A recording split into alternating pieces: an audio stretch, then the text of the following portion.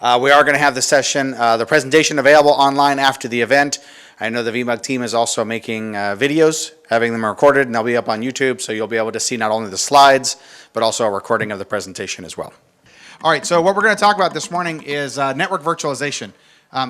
Anybody heard of this? This is probably new to a lot of you. Okay, all right. So we're going to be talking about this. I called this, you see my subtitle here, I call it a no-nonsense look, because what I tried to do here is be very, very practical about what network virtualization is, as well as what it isn't. Because there's a lot of buzz, hype, if you will, around this and an associated term, software-defined networking, SDN. Who's heard of that? Right, okay. So a lot of hype, a lot of buzz around what this is, and I wanted to be very practical for you guys about what VMware feels network virtualization is and where VMware is trying to drive network virtualization. All right.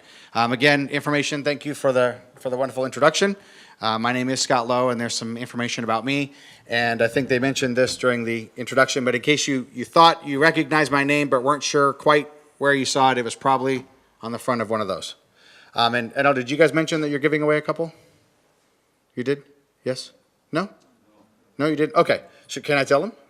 Oh, okay, all right. So I was actually able to secure some copies for the raffle, the giveaway, later today. So we have 2 copies of this book and then 2 copies of this one, which is brand new. It just came out, like, I don't know, last week, right? So, and I'll be happy to sign them if you want. I don't have to, but if you want to. So be sure and stick around for the final raffle, because we'll be giving those away at the end of the day. All right, so let's look at what we're going to talk about today. What I wanted to start out with is, this is kind of an outline of what we're going to talk about. I wanted to start out with looking at what network virtualization is not. Right? There's a lot of hype, a lot of buzz about network virtualization and software-defined networking. So I want to start and say this is what it is not. And then from there we can look at what it actually is, look at a definition. All of you in here probably are very familiar with the idea of virtualization or server virtualization, or what I termed on here compute virtualization. So I want to draw some similarities between what you know about compute virtualization and align those up with what we're doing with network virtualization as well.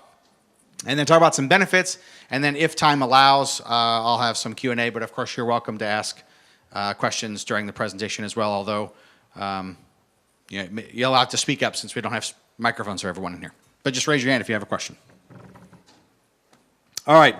So in creating the presentation, I was thinking about how I wanted to present network virtualization to you guys, and I came across this quote. It's attributed to Albert Einstein, and I thought that it was pretty applicable. And it says, if you can't explain it simply, you don't understand it well enough. So hopefully, I understand it well enough that I can explain it simply to all of you. That is my goal today, is to be able to explain what network virtualization is and do it simply enough that you'll be able to understand.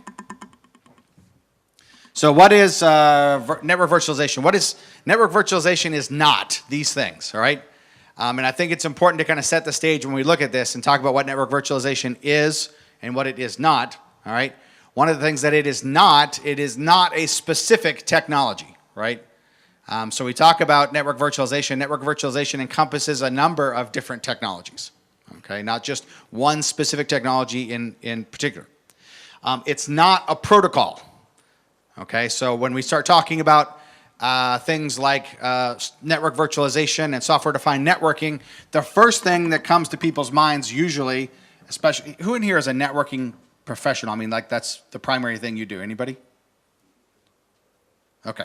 So networking folks in particular, we love to talk about protocols, right? Good or bad, it's kind of how it is. We talk about networking, we love to talk about protocols. But network virtualization is not a protocol, all right? Now, it might use a protocol. It generally will use a protocol, but when we talk about network virtualization, we're not talking about network virtualization being a protocol like STT or VXLAN or NVGRE, all right? These are components of the overall network virtualization solution, but in and of themselves, a protocol like VXLAN is not network virtualization. It's a component. Another related protocol, network virtualization is not OpenFlow. Who in here has heard of OpenFlow?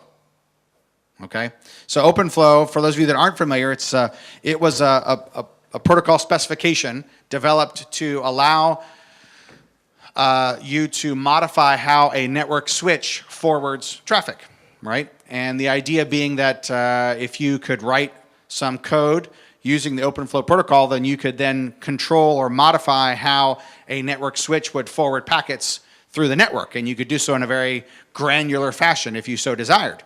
And it was really OpenFlow that kind of gave birth to the next acronym we see on our list, which is SDN, or software-defined networking, right? And so by association, many people feel that when you say network virtualization, you're talking about OpenFlow, and when you talk about OpenFlow, you're talking about SDN, and when you talk about SDN, you're talking about network virtualization, and really these three things are very, very different, right? So network virtualization is not OpenFlow. It might use OpenFlow, but network virtualization is not OpenFlow, and by association, OpenFlow alone is not necessarily network virtualization either, all right? And the same thing here as last point, network virtualization is not necessarily software-defined networking, all right? Especially where software-defined networking, SDN, is taken to mean I'm using OpenFlow, right? Software-defined networking can mean many things, but again, in the industry, many people seem to associate SDN with the mere presence of OpenFlow in the network, and there's really more to it than that. Does that make sense to everyone? Okay. So as I've said a couple of times, network virtualization really could leverage, and probably will leverage, any or all of these technologies, but it's important to understand that network virtualization is more than just one technology, it's more than just one component, it's more than just a protocol. It's a combination of all these things. So if this is what network virtualization is not, then we can now take and look at what network virtualization actually is, okay? And this is as non-marketing as I could get it, okay? So I tried to remain as technical but also simple. It's an abstraction layer. And the purpose of the network virtualization abstraction layer is to decouple or separate the ability to create and define and manage logical or virtual networks from the underlying physical networks, okay? Now, that's a great text definition, but who would like to see a picture? Great, I thought you would. So here's a picture. Pictures are helpful. I think they are anyway. So let's look at this a little bit. And I'm probably driving the camera people crazy. I apologize. I can't help it. I move around when I talk. So we talked about network virtualization being this abstraction layer. So much in the same way that we have an abstraction layer in the hypervisor, right? So we have vSphere and ESXi, and those are the abstraction layers for our compute workloads, right? And we all understand that though that abstraction layer provides a separation from the virtual machines which are running on the physical hardware and the physical hardware on which they're running. And all kinds of benefits that come from compute virtualization, which is why VMware is so successful and why all of you are associated with VMware, right? Because it gives you lots of benefits in your data center. The same sort of thing applies to network virtualization. So when you look at this, we've created an abstraction layer that allows us to separate the idea of a virtual network, right, from the physical networks underneath it.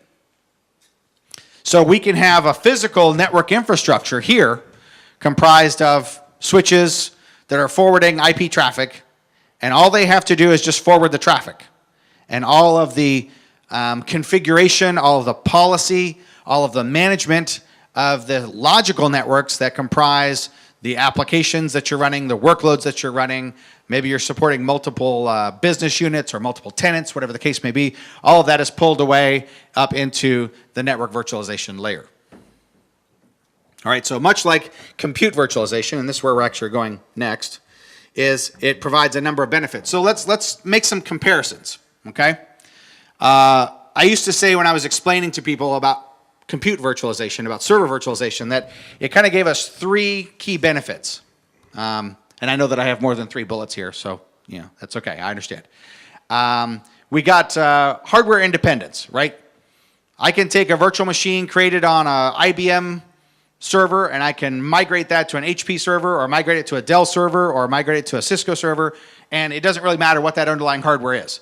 There's just one thing in common that I had to have. What was that? Aside from VMware software on there. What was the common thing I had to have across all those servers?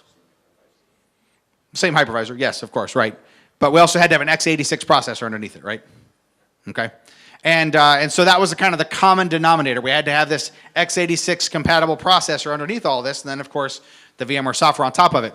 By the same nature, okay, we in network virtualization, the only thing we require underneath network virtualization is IP transport.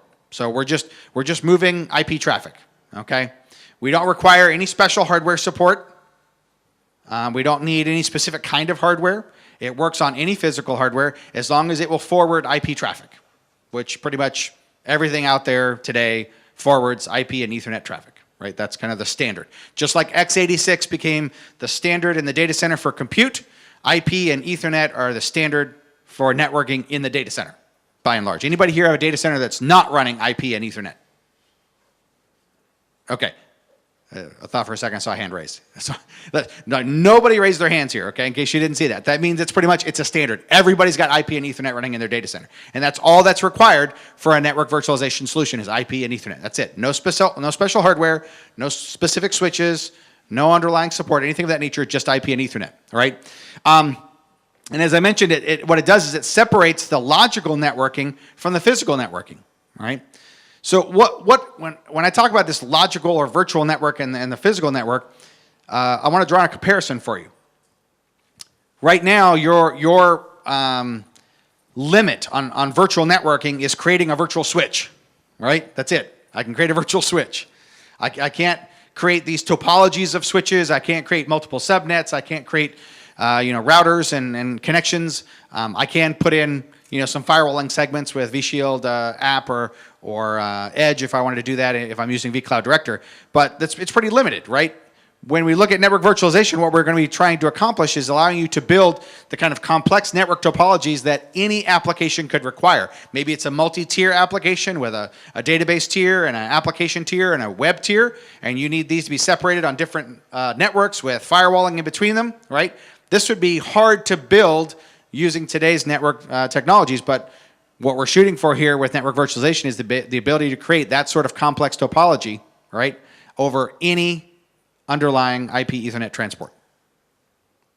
So decoupling all of that network policy, decoupling all of that network configuration, so creating creating the logical networks that you need for applications, applying quality of service, traffic shaping, security guidelines, all of that stuff, all separated out from the physical network into the logical network. So all the physical network has to do is forward traffic. It doesn't require any changes to your applications or your workloads. One of the great things about compute virtualization is that you could do P2Vs. How many people did a P2V in the past? Just out of curiosity, when was the last time you did a P2V? In the last year? Yeah, okay, all right, got a few people, all right. And so the great thing there is you could take an existing workload running on a piece of physical hardware, right? I could pick that workload up, I could drop it into a virtual machine, and by and large, it worked without any changes at all, right? You guys saw that when you did your conversions, right? That was the beautiful thing. That's what made compute virtualization so incredibly successful, is that we could take advantage of all the benefits that it offered, but we didn't have to go back and rebuild all our applications and recreate everything. We could take what we already had and we could move it into the virtual world, and it would just work, right? And that's the goal behind network virtualization as well, is to be able to take your workloads right now that aren't running in these logical networks and be able to migrate them into logical networks that are completely decoupled from the physical network and not require any changes at all to your application in order to be able to take advantage of that, right? Which means we're not saying you have to go back and rewrite applications or anything of that nature. You can take your existing applications and migrate them into a virtual networking solution or a network virtualization solution as well. Now, I've mentioned several times that I don't require any underlying hardware support, right? But that doesn't mean that I can't take advantage of some support in the hardware if it's present. How many people remember virtualization before Intel and AMD hardware support, right? And VMware used something called, a few of us remember, VMware used something called binary translation, which allowed virtualization to occur even when the underlying processor had no idea what was going on. The processors had no support whatsoever for virtualization, but we still supported virtualization. And then Intel and AMD came along and said, hey, we think there are some ways we can make virtualization even more efficient, so we're going to introduce some hardware offloads to do that. And that's where the Intel VTX and AMD extensions came in, and then VMware adopted the use of those to enhance the existing virtualization functionality.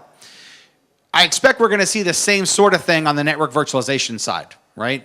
Right now, there isn't any hardware support, and we don't need any hardware support in network virtualization, okay?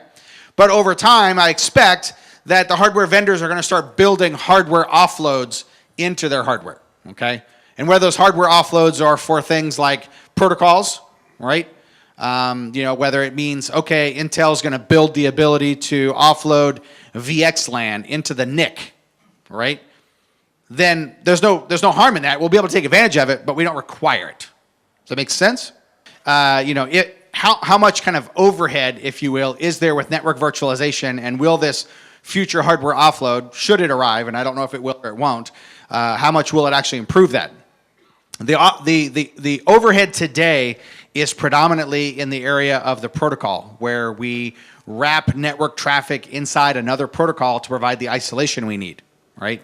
So one of the benefits we talked about here is the ability to create these logical networks, which are completely decoupled from the physical networks, and that means that we also have to decouple things like addressing, IP addressing, and even MAC addressing from the underlying physical network. We do that with an encapsulation protocol, and there are a number of encapsulation protocols out there on the market, and the predominant one, or two really, are from the VMware space, VXLAN and STT. So the overhead predominantly comes in the protocol space, where we have to encapsulate that, and the overhead, it really isn't that great. Okay. Now, one of the protocols, STT, was designed specifically to take advantage of a hardware offload that exists today without requiring vendors to do that. But we anticipate that over time, the rise of protocols like NVGRE and VXLAN, they're just going to build those offloads right into the hardware, and it'll be essentially non-existent at that point. All right. So the question was: are there some types of network traffic that are affected greater by network virtualization versus others? Not really. Multicast is a little more challenging to address, but not really a problem. So if you have strong multicast, heavy network applications, they're a little more challenging to address, but not impossible. Good questions. So at some point in the future, we might see hardware support, and there's nothing saying that we can't take advantage of that hardware support if it exists in our network virtualization solution, just like VMware takes advantage of hardware support for the compute virtualization side. All right, so another picture. Pictures are good, right? Just again, drawing some comparisons between what we know from the server virtualization side and then what we're learning here about network virtualization. We have a commonality, x86 on the compute side. Again, that commonality is IP traffic on the network virtualization side, right? So if your network can forward IP Ethernet, then your network can support network virtualization. We provide the abstraction layer, which decouples the logical workloads and the logical networks from the underlying physical hardware, and then allows us to do all the things that we look at doing. And important to understand here, right? And it's called out on this slide, but I haven't specifically mentioned it. Important to understand here is, note that we're talking about L2, L3, L4 through 7. Now, if you're not a networking guy or gal, whatever the case may be, you might look at L2, L3, L4 through 7 and figure, what kind of alphabet soup is that? What does that mean, right? Well, we're talking about different networking layers and support for different network protocols or services at various layers. Layer 2 being Ethernet, all right? And so most common when you see L2 is saying that, oh, I need 2 VMs to be able to communicate with each other without going through a router. That's a simplistic description of what an L2 network service looks like, right? Is putting 2 VMs together on the same network without requiring that they go through a router. So network virtualization needs to be able to support not just L2, all right, saying I'm going to create 2 VMs and put them on the same logical network, but also L3, being able to say I'm going to take some VMs and then stick a router in there and put some more VMs and have these guys communicate through that router, okay, for separation of broadcast traffic, for a variety of reasons, organization, scale, whatever the case may be. But it also needs to support all these higher level services, L through 4 through 7. So stuff like firewalling, load balancing, network address translation. Okay, all of these features and functions need to be supported in your network virtualization solution as well. Because if you only build it to support L2 or L3, then you're still going to be tied to some piece of physical equipment in your network to do the other stuff, right? How many of you in here have ever had to build a virtualized firewall type scenario, we would call it a DMZ? You guys familiar with that term, right? Okay, and you in most cases, unless you leverage something like vShield app or Edge or something like that, you had to build your systems and then pull all that stuff out to a physical firewall to actually control the different segments of the network, right? All right, so the idea is that network virtualization will let you virtualize or offer virtualized firewalling services in the solution so you're not tied to a piece of physical hardware. Because as long as you're tied to a piece of physical hardware, you haven't fully decoupled the logical network from the underlying physical network, right? It's the same, it's no different in that case as it is from saying, I'm going to take a VM and I'm going to do a hypervisor bypass on that VM and I'm going to attach it directly to a NIC underneath it, right? VM direct path. That means that VM can't move then. It's tied to that piece of hardware. Same thing. If you don't fully decouple your virtual network, then you're still tied to the physical network and you don't get advantage of all the benefits. And speaking of benefits, what are the benefits of network virtualization? Why should I bother going through all of this? What do I get if I say, thank you, if I say, okay, I'm going to do network virtualization, what am I going to get out of this? What are the benefits that I could potentially see, right? First of all, you're going to gain, in a good network virtualization solution, right, you're going to gain programmatic access to interfaces that allow you to assign policy and provisioning, right? Now, that's a fancy way of saying it makes the network programmable, right?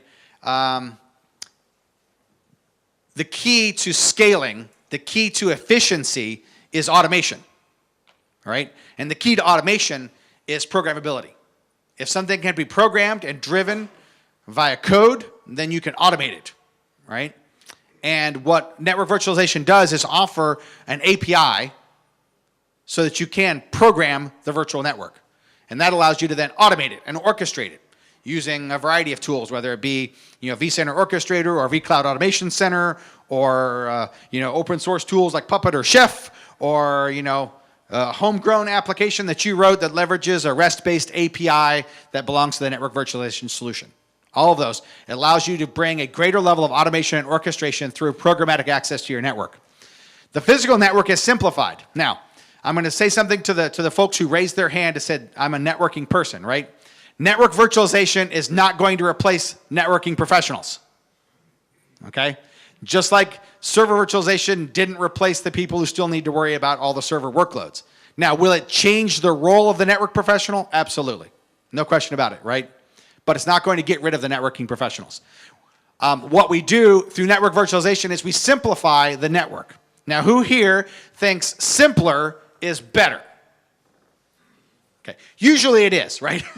Not always, but usually it is. And certainly simpler is easier to troubleshoot. Who likes easier to troubleshoot?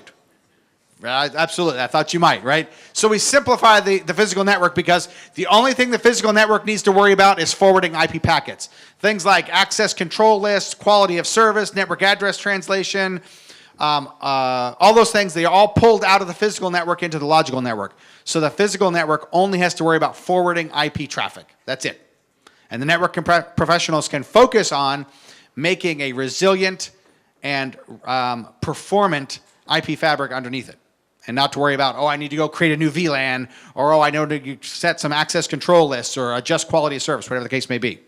Hardware independence, we talked about that earlier, right? So I can swap out network hardware underneath it without having to worry about, well, do I need to reprogram all of these policy elements into this new piece? If I'm replacing a Cisco switch with an Arista switch, well, do I have to worry about how the Arista's implementation of quality of service works? Does it work as well as the other? Does it work the same, different?